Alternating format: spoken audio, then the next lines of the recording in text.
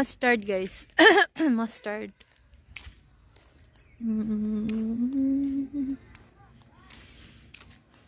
Gagawin nilang mustard oil.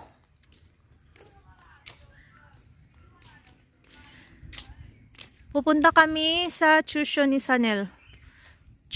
Tuition. Tutorial. Ang tawag nila dito ay tuition. Try writing. I don't even know writing. No, I'm weak in Nepali, and then they're saying try. Try. Yeah, you need to try. Let's cross the So, road. ang tutor ni Sanel ay sa ibang school, guys. Pero kasi, dito siya malapit. Dito malapit yung bahay niya. So, buti na lang nakita namin. Nakilala kasi ako sa bus na, dito kapitbahay namin. Kaya siya yung nilapitan ko. Tapos yun, tinuro niya kami sa teacher na to. Na teacher sa Bright Star. Yung school na yan ay doon lang din malapit sa school ni Sanel. Ay, oo. Doon lang din banda sa town. Ayan na ang bye lang. Dito yung bahay ng tuition ni Sanel. Dito yung So hanggang ano ngayon? 5 o'clock hanggang 7 o'clock. Ha? It's okay. You just sit down there. It's almost 5 o'clock. Say hi to my vlog. Say hi. Mga kaibigan ni Sanel. You stay here, ha? And then you go in the tuition, ay? La. So, masaya si Sanel dahil may nakilala siyang kaedad niya sa kanyang tuition class, guys. So, enjoy na siya sa kanyang tuition. Sana matuto siya ng hanggat kaya niya kasi grade 7 na siya, guys. Kailangan niya ng matuto ng marami. I mean, magaling siyang magsalita ng Nepali kaya confident si Santos, yung asawa ko, na matututo siya ng Nepali ng mabilis. Sana.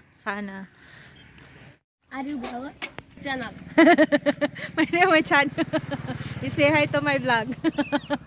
My channel is Saisa in Nepal. Saisa, XYZA. Saisa in Nepal. XYZA. Yeah. Nagtanong sila.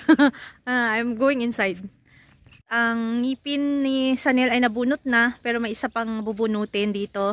Yung parang nakasabit na daot na siya, siraan ng ngipin. Tapos kailangan niya ng pasta. Ako naman, nakliningan na siya, guys, pero hindi talaga ako satisfied. Kasi nga, magkano lang naman yung binayad ko? 1,000 rupees. So for 1,000 rupees, parang ganun lang ba? Yung hindi ka talaga satisfied sa serbisyo. So, sabi ko kay Santos, pwede bang mag-private na lang sa next kasi yung next ko ay root canal. So ayun.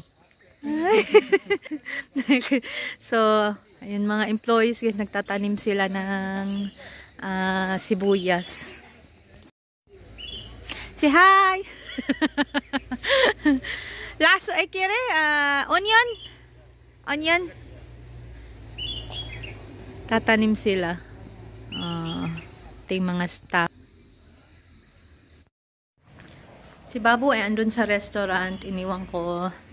And then, guys, everyday na akong nagti-training sa kitchen, hindi na ako pumapasok sa school para mabilis tayong matuto sa sa pagluluto sa kitchen. Kaya dito na ako.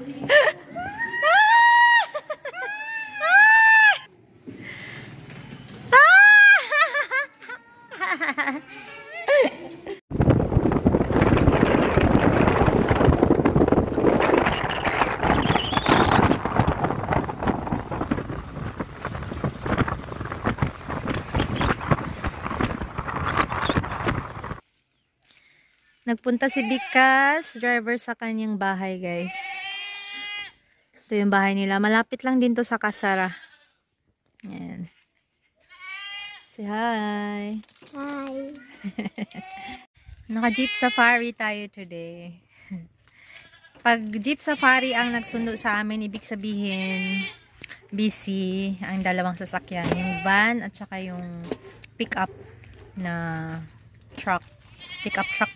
So, hindi ako nag-training today sa kitchen at kahapon, guys, kasi wala masyadong guest. Mingaw. So pag mingaw, walang gagawin sa kitchen. So, yung mga chef nahiyang mag-utos sa akin. Pero may mga chef naman na mga cook doon na hindi nahihiyang mag-utos sa akin. Yung isang, yung Komi tuna chef, yung parang si Long Mejia, guys. Mabait din naman yun. Nahiya talaga siya sa, hindi niya ako kinakausap.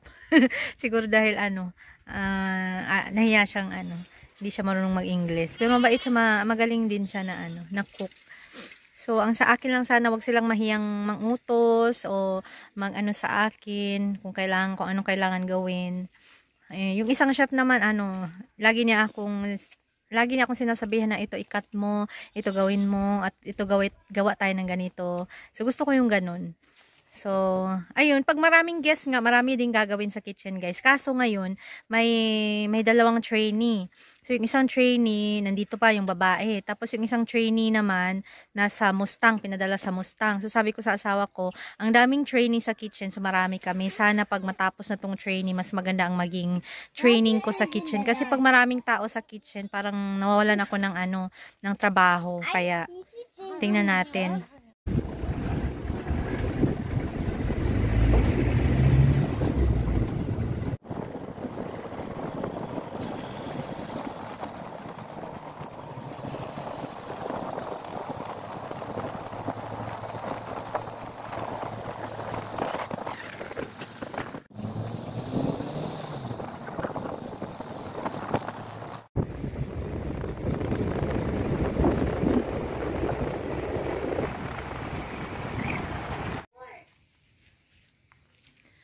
It's foggy morning, guys.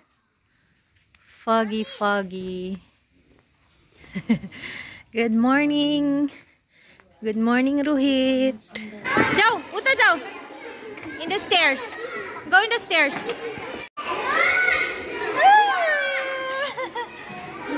Smile. Hi.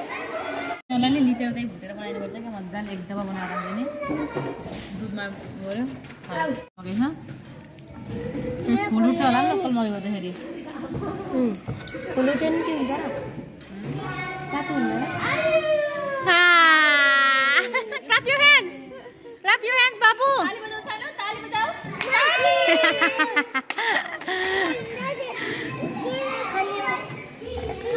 आउनु गयो Sampai.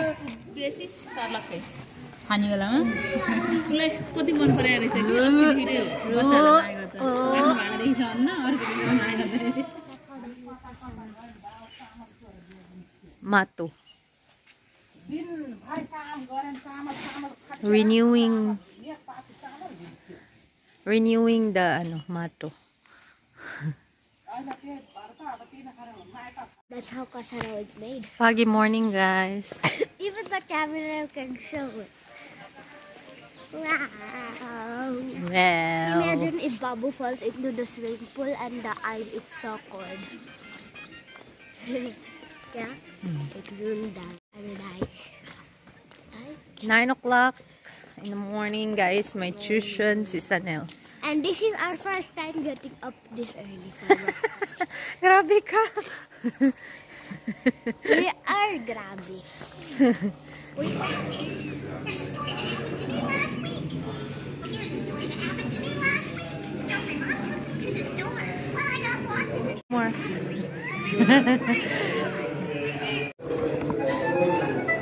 I'm not hungry. And why are you eating? Mommy, I'm late for tuition. Let's go. I'll eat later. You are the Lakad tayo, guys. Ayan. Foggy morning today. Ha? Foggy morning counter 2. Si Santosh ay babalik this week. 10 days siya doon sa head office. Busy ang kasara, guys. Pag may group, talagang busy. Busy.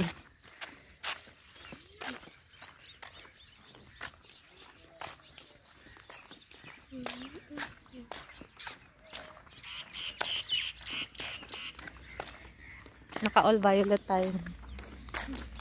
Yeah. I was about to say that. All purple, my favorite color, but I don't have, wala akong gamit na masyadong Your purple. favorite color. Good morning sa inyong lahat, guys. So, nagti-training ako ngayon sa gabi, sa kitchen. Kasi nga, sa morning minsan, pag walang guest sa umaga, sa gabi ako nagti-training kasi gabi ang busy. And then, sa nagtatanong kung bakit hindi na lang ako magtrabaho sa kasara, no concrete answer. No concrete answer. It's either hindi pwede or hindi ayaw ni Santos ng asawa ko. Or never hindi niya tinanong ang kanyang CEO kung pwede. At saka, once tinanong ko siya, ba't di na lang ako kahit part-time sa kasara. Wala siyang sagot, guys. So, it's either hindi pwede or ayaw niya. Ganon. So, pabayaan ko na lang kasi antay na lang natin ang mga opportunities na darating. I'm sure meron naman yan. And then, yung eskwelahan ng mga bata ngayon, nag-offer sa akin ng trabaho. Sabi ko, sir, nagti-training ako ngayon sa kitchen kasi out of interest. Yung parang na-enjoy ko siya. Yung parang iniisip ko yung malay natin, mag-apply tayo sa sa ibang bansa, mas hiring ang cooks. Cook ba? May plural ba ang cook? So, mas hiring ang mga sa kitchen, mga kitchen staff. And then, na-enjoy ko siya. At least, marami akong natututunan everyday. Sabi niya, they will create vacancy daw para sa akin. Sabi ko, sir,